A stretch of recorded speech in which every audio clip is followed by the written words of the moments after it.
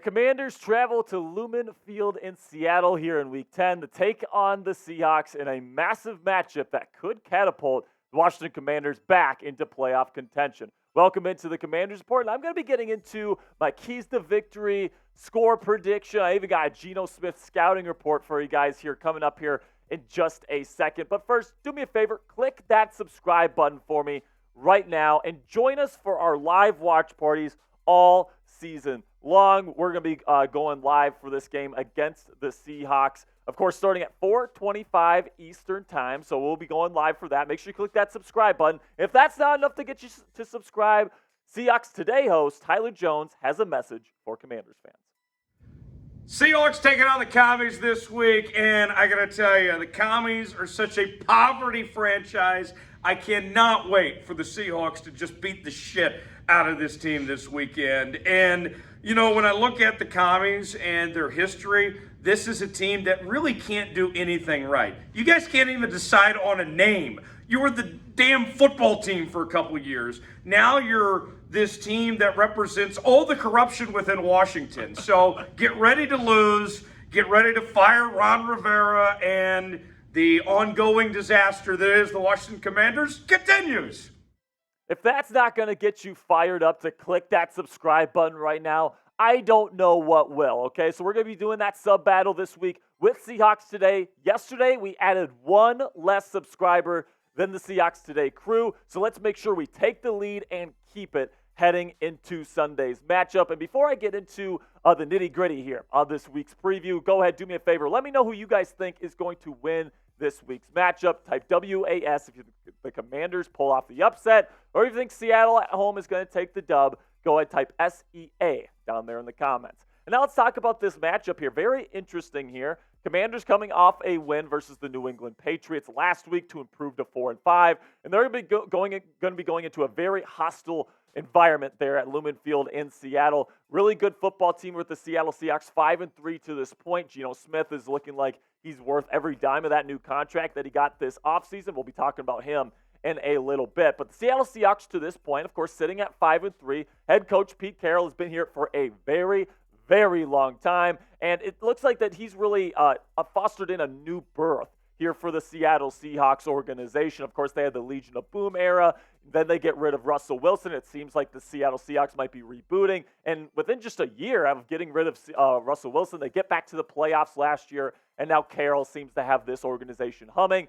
Shane Waldron is going to be their offensive coordinator. He runs a third-generation West Coast offense, very similar to the stuff you see with Sean McVay's Rams offense. Then on defense, they kind of run a hybrid-style defense where it's a mixture between the schools of Vic Fangio and Pete Carroll, where you can definitely see Pete Carroll's fingerprints all over this defense. He's a defensive mastermind for a reason, but they've definitely implemented some of that cover 4, cover 6, 2 high safety stuff that Vic Fangio brought into the league and modernized the National Football League with. And over the first 8 games of their season, they're 5-3, right? They've beaten some pretty bad teams like the Carolina Panthers, Giants, and Arizona Cardinals. And some of the teams that they've lost to, the Rams, Bengals, Ravens, they've had a tough time getting quality wins, but they do have a very nice overtime win on the road versus the Lions. And then the Browns defense is legit, and they scored 24 points on them in Week 8. At home. So you take a look at the season trends here. We'll start with the Commanders offense versus the Seattle Seahawks defense. About the same points per game with these two units, so expect to see the Commanders probably in the low 20s in this football game, depending on the turnover ratio that we see during the game itself. But Seattle's defense has really been buoyed by the turnovers and sacks that they've been able to get. They're tops in the National Football League in both, or in the top 10, I should say. And then you look at the third down and red zone defensive numbers there for the Seattle Seahawks defense. They're among the lowest in the league. So this is definitely a vulnerable group if you can protect the football and you can move the football effectively. Then you go to the other side here. Seahawks offense, maybe not as potent as you would think it is. 21.4 points per game. I think is a little bit less than people think that they're getting at this point. But the Commanders' defense so far giving up 27.2. That's one of the worst marks in the National Football League. Seahawks offense, pretty darn good on third down, pretty darn good on the red zone as well. So you're going to have to keep that in mind as we go into this week's matchup. If you believe the trends going into the week, it would tell you that the Seahawks will win this one by a final score of 24-21, which is a close game, but it is still a loss. I'm going to let you know my official score prediction later in today's show, so make sure you guys stick around. Also, I've got 5 keys to victory versus the Seattle Seahawks to share with you guys. And then also, I got a Geno Smith scouting report that you guys are not going to want to miss. But first, I'm going to tell you about today's sponsor, which is PrizePicks. And let me tell you guys, once I started using PrizePicks, ever since we started partnering with them here at Chat Sports, I haven't been able to put down this app. I use it pretty much every single day. And you know what? If you know ball, challenge yourself to make some money with this app, because I promise you, if you know ball, you can absolutely make some money for yourself by using PrizePicks. So what is PrizePicks, you ask? It is a skill-based, real money daily fantasy sports game. And you might be asking yourselves, how does it work? Well, here's how. You pick 2 to 6 players, and if they'll go for more or less than their PrizePicks projection.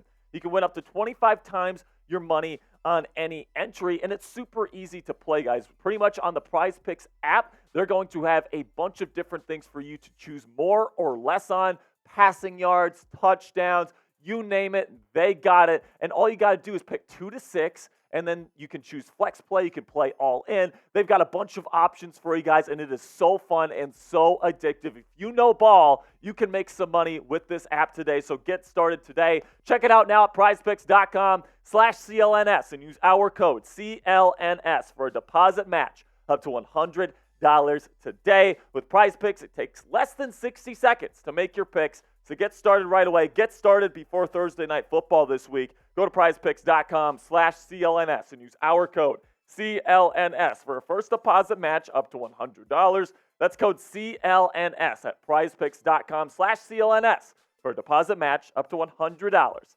today. So now let's go over the keys to victory this week against the Seattle Seahawks. Number one, as I think the Commanders' defense needs to take advantage of the mistakes that Geno Smith, the Seattle Seahawks quarterback, is going to give them. Okay, so let's take a look at my scouting report here, where the pros are very obvious with Geno Smith when you watch his film. Very strong arm, very underrated arm talent, in my opinion, overall. He's got a big body, good pocket presence, mental processing is right there with some of the best in the National Football League as well, can get through his reads. However, the cons, playmaking, he's not going to do much for you in terms of getting outside the pocket and making plays. Also, he's not going to be a factor in the run game, pure pocket passer. And then the decision-making, he's maybe too aggressive at times. He's aggressive to a fault where he's going to throw the ball into tight windows, and there's going to be opportunities to pick the football off. Emmanuel Forbes, somebody that's a really aggressive corner for the Commanders. Kendall Fuller, another good corner. They're going to have to take advantage of this guy's decision-making this week. If he gives you an opportunity to get an interception, you got to take it, because he's going to be bombing it down the field. He's got some very, very good wide receivers that we'll talk about later in today's show. So plain and simply, guys, you have to take advantage of the opportunities that Geno Smith is going to give you. He's gonna hit some deep bombs down the field. That's just the way that it works with Geno Smith and the Seattle Seahawks offense. They got a bunch of really nice deep threats, and I really think Geno Smith is the type of quarterback. He's got the arm talent to hit them, so you got to get after him here. And that's my next key to victory here, is that you have to get after Geno with this pass rush. You don't have Montez Sweat or Chase Young on this defensive line anymore, but you got Daron Payne, and you got Jonathan Allen, and this Seattle Seahawks offensive line is definitely vulnerable, especially up the middle. The highest ranking member of this offensive line right now is Stone Forsythe, their right tackle, who's currently grading at a 62.5, 41st among 77 offensive tackles in the National Football League. And you look at the guys in the middle there, not so great. Everybody in the 50s. So I look at it, guys like Daron Payne and Jonathan Allen that can create havoc in the middle of a defense. And I think that they can absolutely get after Geno Smith's ass this week and put him on the ground moving forward. Charles Cross might be the most difficult aspect here. Not a great run blocker, but pretty darn good pass blocker, in my opinion, for the Seattle Seahawks. So those are my 2 defensive keys to victory today. We're going to get to my offensive keys here in just a second. And speaking of offense here, every like that we get on today's video, it's been proven by science that every like that we get equals 1 yard of offense for the Washington Commanders versus the Seattle Seahawks this week. So help the team win this week. Click that thumbs up icon and support the channel. All right, now on to the offense here, where I really think it's going to be important for the Commanders to get the run game going. It's been difficult for them this year because their offensive line has struggled. And then, Brian Robinson Jr., and then when it comes to Antonio Gibson as well, they've been a little bit stagnant. I mean, B-Rob's had some nice moments, but at the end of the day, I think it's going to be harder to move the football through the air in this one because Seattle's cornerbacks are actually really, really talented. Devin Witherspoon is well on his way to a potential Defensive Rookie of the Year trophy this year. 80.2 Pro Football Focus grade. He's been excellent so far this year. Tariq Woolen has been really good as well. 62.0. A little bit lower than it was last year, but very aggressive, very physical corner. And then Trey Brown has been a nice surprise for the Seahawks this year in the secondary as well with a grade of 75.7. So in my opinion, you got to get Brian Robinson Jr. the Rock, and you got to get him going. I thought last week he had a really nice performance against the New England Patriots. He was able to move the football effectively. Now, this week against the Seattle Seahawks, they've got some nice players in their front seven. Bobby Wagner is probably the first name that comes to mind there. He is an absolute beast in the middle of this defense. But in my opinion, with the talent that they have in the secondary right now, they're going to be playing lots of man coverage, lots of man match coverage, all these different things. And I think that you really got to get Brian Robinson going early in this football game. And then when you do need to pass the football, you need to win on the perimeter with these one-on-one matchups. I think that although Seattle's secondary is very talented, I also think the Commanders' wide receiver room can run with anybody in the league. Now, Curtis Samuel is dealing with an injury. It will be Jamison Crowder mostly in the slot, but Terry McLaurin, Jahan Dotson, these guys need to win their one-on-one matchups versus Tariq Woolen and Devin Witherspoon. I think they have the talent to do it. If they do so, they're going to be helping Sam Howell out a lot. The Seattle pass rush, although the number is pretty big, I think when you put into context that they had just an inordinate amount of sacks against the New York Giants last week, or not last week, but earlier this season. I think that has kind of inflated their number. Don't really think the Seattle Seahawks pass rush is all that good. So I think Sam Howell will have time to throw, but it's going to be a matter of if these wide receivers can separate in their one-on-one matchups. I think that's going to be a huge key to this football game. If Terry McLaurin can beat Devin Witherspoon, if Jahan Dotson can beat Tariq Woolen, there's going to be a real shot here for the Commanders to move the football effectively through the air, especially if they get Brian Robinson Jr. going in the run game. Then the final key to victory, and this one is kind of both sides, you got to handle the noise of Lumen Field. I mean, Seattle is notorious for their ability to completely rattle their opponents with just pretty much earthquakes of sound at this stadium. This stadium is specifically built for crowd noise, to get in the heads of their opponents, and absolutely that could be a factor for a second-year quarterback here in Sam Howell, first-year starter. So it's going to be a big-time issue here for the Commanders to communicate. You got to make sure you have the communication down throughout the practices this week, heading into the football game. If you can communicate well and you can execute the game plan despite the noise coming at you, I think absolutely the Washington Commanders could pull away with an upset victory. Now, unfortunately, I don't think that's going to happen, right? I think that the Seattle Seahawks is probably a playoff team right now. They're going to be home. Of course, they have that massive home field advantage. I'm going to pick them to win 28-17 in this football game.